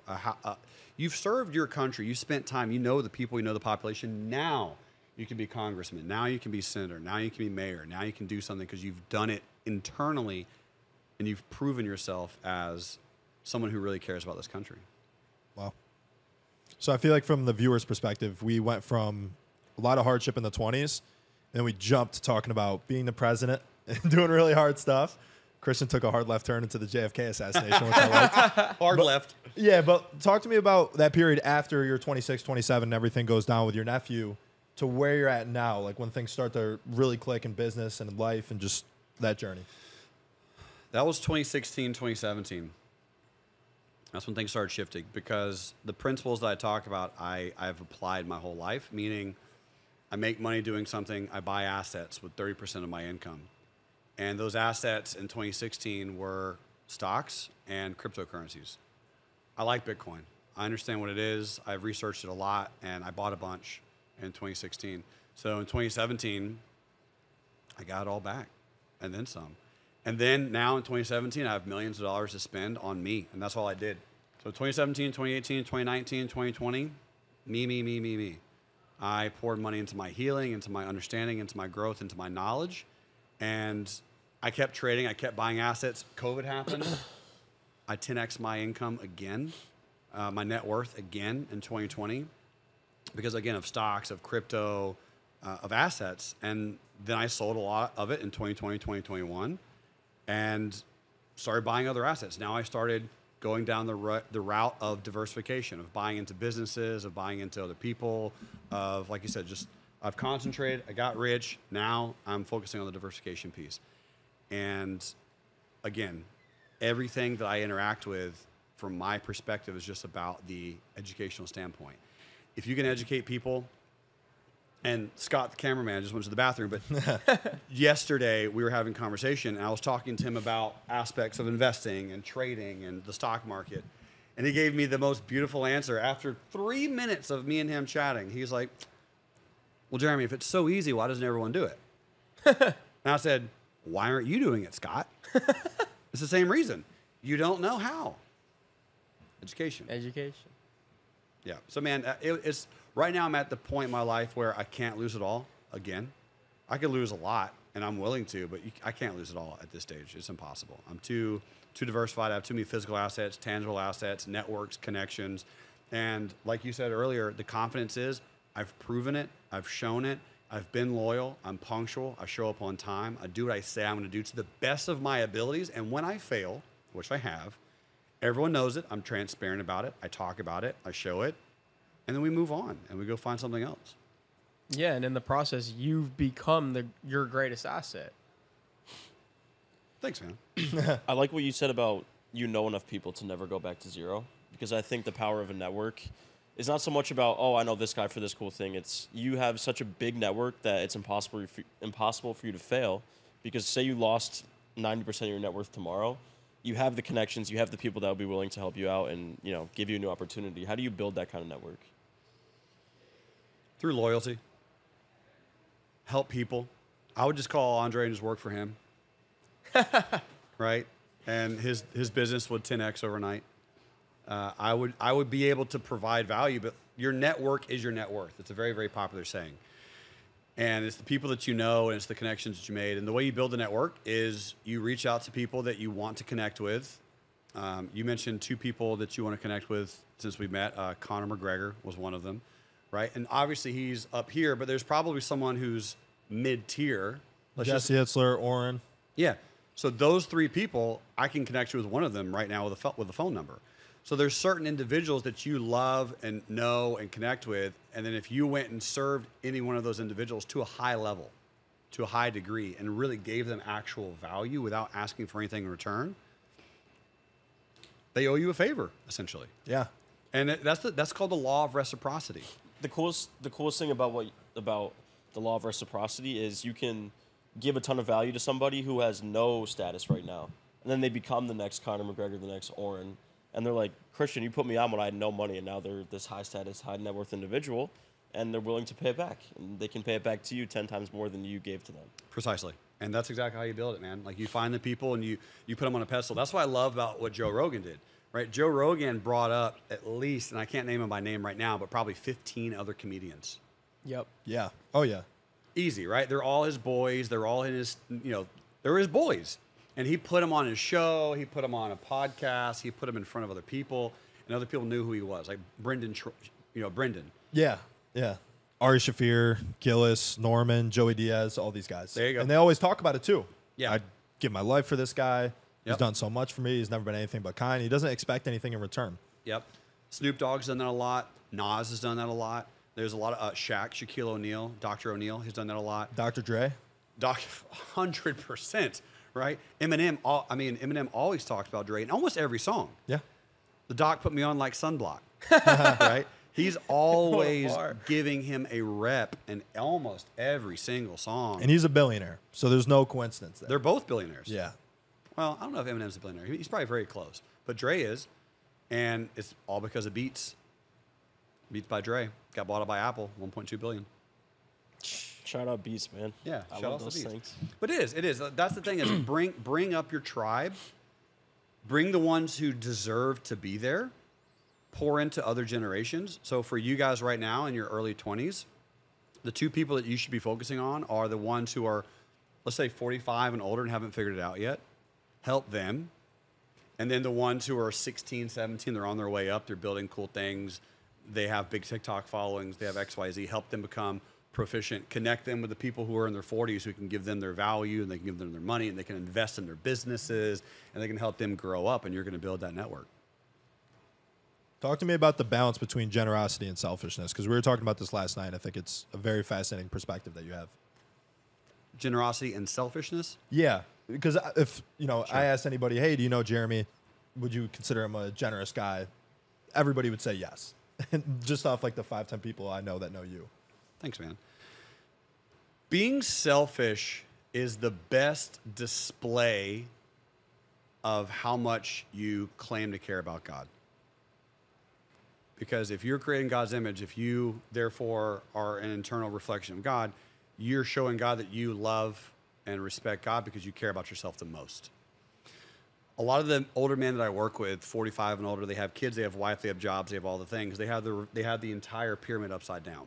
They go, kids, number 1, wife, number 2, job, boss, bills, car, garage, lawn, blah, blah, blah, blah, blah, me. And they have nothing left to give because they're at zero. Their tank is empty. They're not full. I see the exact other way around. I'm the most important player in my life, man. Not my kids. Not my wife. And do not get it twisted. I would do anything for them at any point in time. I would eat the heart of any man with my mouth to protect my family. However, I also know that if I am a gardener in a war, I don't have that capability. So I'd rather be a warrior in a garden. I'd rather have that tenacity and the ability and the capability of doing that rather than just saying it. So generosity is, if you are selfish and if you have a lot to give, then you can give from a full place of transparency and authenticity and realness and depth. Yeah. And if you aren't full, if you have nothing, then you're giving from nothing. If you're giving from lack, then it's not that great. Yeah. So in other words, you have to be selfish in order to put yourself in a position where you can be generous. Nailed it. Nailed it. Quote Nailed that. it. Clip that. All right, so we got only a few minutes left here just because we're all on a tight schedule. And again, dude, thank you for just being here. My pleasure, and man. just pouring into the audience who, by this point, have had to subscribe, right? And they must have restarted it and watched it again and started taking notes. Yeah, 100%. So let's just do one more question each. We typically do like a lightning round, but let's just think of like a deep question that you want to ask this man. and we'll wrap it from there. So my question, I'll start so these guys can think, would be, what do you feel? Is there one thing you can pinpoint in your life right now that you feel is missing?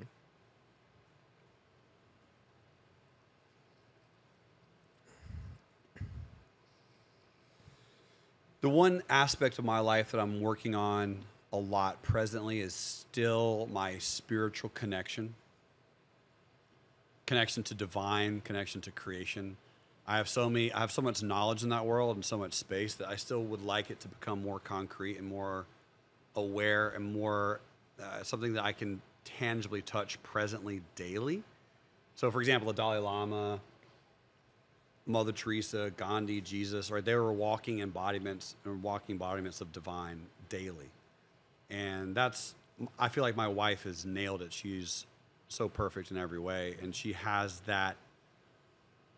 she doesn't even touch the ground when she walks, right? She just floats everywhere she goes. And she's so divinely connected, and she can tap into God's energy instantaneously all the time. That's something that I'm still working through, because I've had such a fun battle with God over the last 10 years. And that relationship is becoming better, but that's the one thing. That's the way I would answer that. That's awesome, man. What's your biggest regret? No regrets, man. I don't have any. I don't. I know it's a slightly cliche answer in a way, but some people are valuable in saying that they have regrets and then they'll name them. I don't, man. I don't have any regrets. I'm really extremely happy, blessed, and unstoppable. Love that. Damn. I'm going to take your advice and ask a selfish question. So if you were 24, this is me, and you had not a lot of money, but a decent amount of money to deploy, and you're just not sure exactly what you want to do. Like, I have a lot of aspirations, but right now, my living expenses aren't bad. I'm single. I don't have any dependents. I have a lot of people I want to take care of. But how do you, I don't know, how do you start to, should I diversify, or is it still like concentration mode? And what would you do if you were somebody like myself and you had a decent amount of money, but it's just sitting on the sideline? That's okay. Find the purpose for the money. And I know one of them, we had a conversation yesterday. You want to retire your mother. Make that your primary goal. Make that your why, man. Have a why so powerful it'll make you cry, right? Get pulled by your dreams rather than pushed by your problems. Come up with something that you go, all right, I'm going to retire my mom. Let me figure out the numbers. Let me figure out exactly how to do that. And what if you could do that right now and you just haven't yet because you think that it's farther out there? If you can do that faster, then you're going to be so fulfilled. You're going to continue to give from a place of such abundance versus lack. And it really is tracking down a direct alignment with why you exist on this earth. And the more you tap into that alignment and the more you walk in that direct path of this is really what I want to do with my money, the faster it'll come to you. And that sounds all woo-woo and spiritual and fake, but I promise it's extremely true. Come up with a very, very target reason, even if that reason is extremely selfish, which it should be, because maybe your mom doesn't want you to help her. She may not. She may not. So it might just be a selfish thing where, like, if I do that, then my mom will love me. I just want the offer to be on the table for her. Sure. That's it. Optionality. I think that's what money's all about. It's just giving you that freedom. Right. So I would have that conversation with her today or tomorrow with your cell phone. Call her today. I call her every day. Perfect. Every day. So call her today and go, Mom, I want to retire you. What's that look like? What do you need for me to retire you? How much money? How much income? Is it monthly, daily, weekly, quarterly? Because maybe she still wants to work her job, or maybe she wants to work a different job that doesn't pay as much, but if she knew that she got another $2,000 a month from you, that she would be so extremely ecstatic. And it would give her a cushion to just lay back in and be in her feminine and create and give.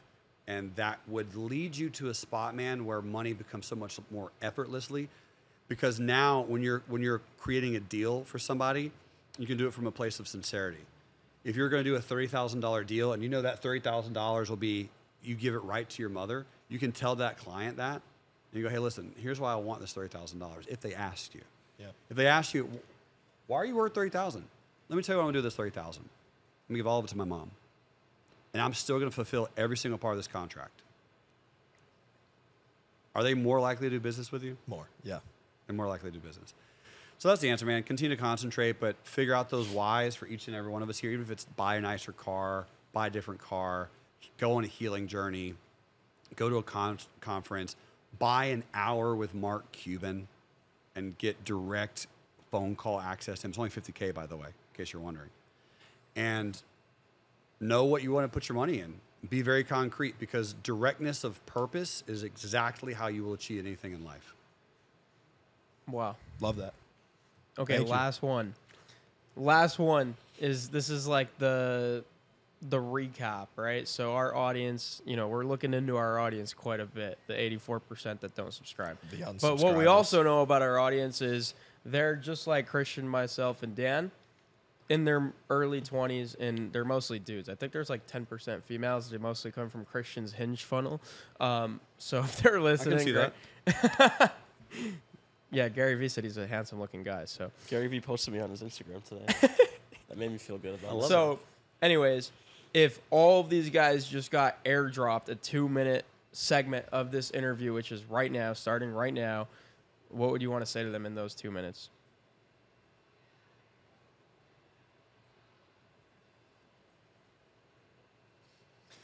Learn how to love yourself more.